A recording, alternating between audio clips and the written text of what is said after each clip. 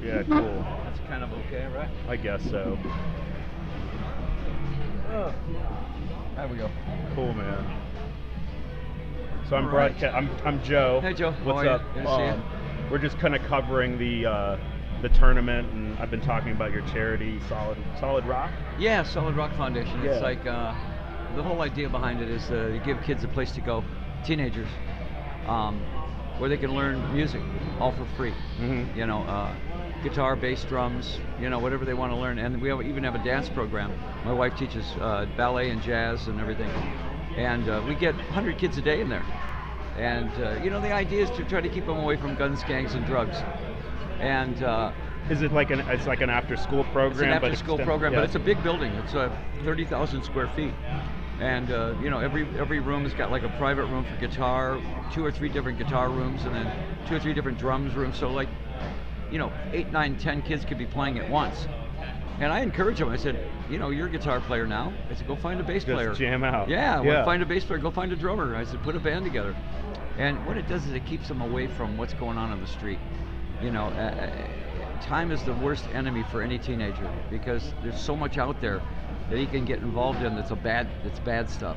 So why not get him involved in music? I tell him, I said, you want to be in a gang? Get in a band. A band is a gang. Right. You know, I said, except that nobody's trying to kill you. You know. No, they aren't. No. Well, unless it depends on how good you are. Yeah, right. Can you tell like one of your favorite like stories or success stories or something that? Well, we have kids in there. You know, I mean, like, you know, we get stories that are so outrageous. Some of the kids tell us the stories that, you know, they feel safer at Solid Rock than they do at home. Mm-hmm. You know, you have to remember a lot of these kids. There's parents arguing over the kid's going to be in a gang. Which gang? Which gang? Not if he's going to be in a gang. It's which gang he's going to be in. You know, so that his whole life is blueprinted at that point. And I keep saying, what is the end result of any gang? It's you're either dead or in jail. So that's the end of it. You know, I said, so be in a band, at least you have a shot at making it big. You know, there's a rainbow at the end of the tunnel there. I said, where you guys are going, there's only 2 possible finishes to this. You're either dead or in jail. Doesn't seem like much of a prize, you know? I kind of see it as intuitive. I love the idea. Yeah. But like, how did it come to you? Do you had like a... Well, I think that, you know, all my life I have basically appealed to teenagers. That's been my whole thing, rock and roll and teenage, you know, and a lot of anthems. It's all been about be an individual, be yourself, you know, you don't have to fit in with everybody else. And now I feel an obligation to the teenagers that I, you know, don't necessarily appeal to because it's a different generation. But you still see that there's more problems out there now than there was when I was a kid. It's a more dangerous world now than it was in 1960s, 60s, 70s, or 80s. Right. So now you kind of feel an obligation that, you know, well, as a Christian, you know, I feel that you need to do this for them without asking for anything back. You just say, look, there's no catch. You don't have to read the Bible. Giving is so rewarding. That's it. You give and you say, look, why? And you know, a lot of kids are very cynical. They go, well, what's the catch? Right. I said, the catch is you show up. You show up and play. You know, I said, and the catch is you go home and you weren't a guitar player a year ago, now you are. So it's all basically just for the kids. And I think what it does, it gives them an alternative that they didn't have before. Some of these kids, they had no alternative. It was either going to be this or nothing.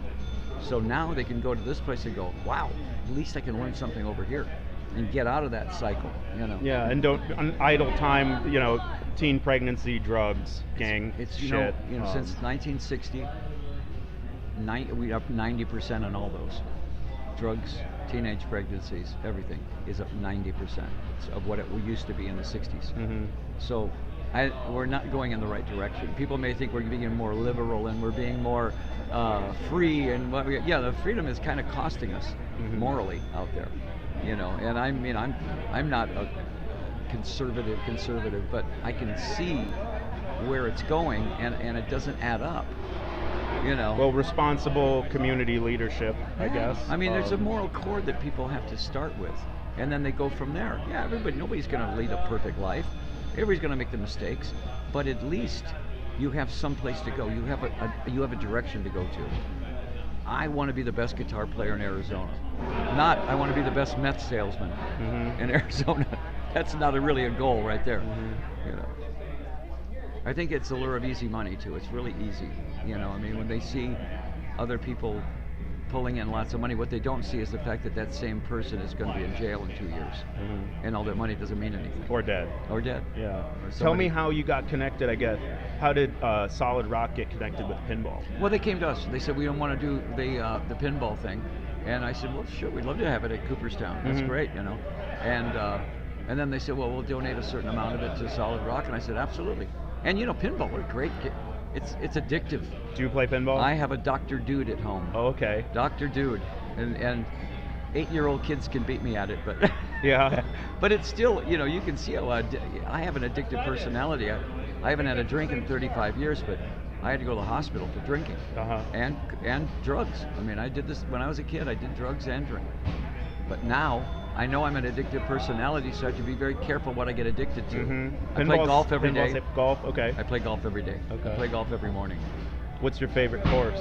There's so many good ones here. That's all We're right. a little spoiled here. Yeah, okay. Arizona is 250 courses just in Phoenix. Oh, Jesus. You okay. know, Yeah, so, yeah. The weather's this is considered a bad day. My parents live here. I've been here in and out, Yeah, you know, yeah. every other year. Where are you from? I live in Maryland. I live in Maryland. Frederick, Oh, so you guys are frozen over right now. I left the day before the blizzard. I'm actually from Toronto originally. Oh, so, okay. So I got migrated to Indiana. Well, I'm and then Detroit moved around. originally. Oh, yeah, okay. So Toronto, when we first started, you know, the band lived in Detroit in 1968, 69. Okay. And that's really where we broke from, is Detroit. So Toronto was our backyard. Yeah. We did a lot of shows in Toronto. You know, that's sort of like that's second home to me up there. Yeah. You know. It freezes, though. Oh man, it's Yeah, cold. yeah. The coldest ever was in my life. People say, "Where's the coldest?" Montreal. Montreal? Montreal was the coldest I've ever been. Chicago? Worse than Chicago. I lived in Chicago Yeah. for a while, but Montreal, it was clear and about minus 40, and it was scary. You walk outside and it was scary. I've been in Toronto in the dead of winter, and it wasn't as cold as Montreal. Maybe. I did live right by Lake Ontario down So at if the you harbor get that front. wind off that, Yeah, it was pretty frigid. that's like being in Chicago. Yeah. Yep, exactly. Yeah, I lived right on the lake in Chicago for a while, and it was miserable. Yeah. Okay, man. Well, thanks Great. for coming Well, thank by. you, man. Yeah, Thank you. Good job with the charity. Yeah. It's like great idea. It's fun to do. It's fun to do, and I've seen kids come in there that never even knew what a guitar was, that are now really good players. I mean, because they came every day. Yeah. And they learned every day, and some of these kids were naturals. They just picked it up, and they had a Do you feel get for it. you probably get a lot of donations of equipment.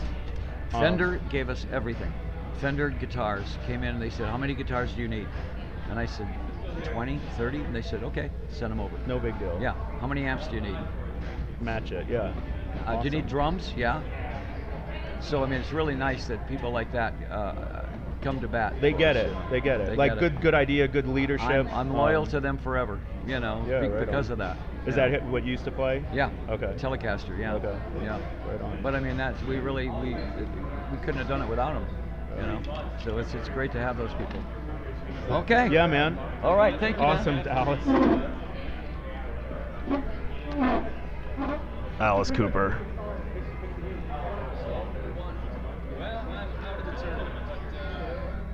Oh, that's Alice.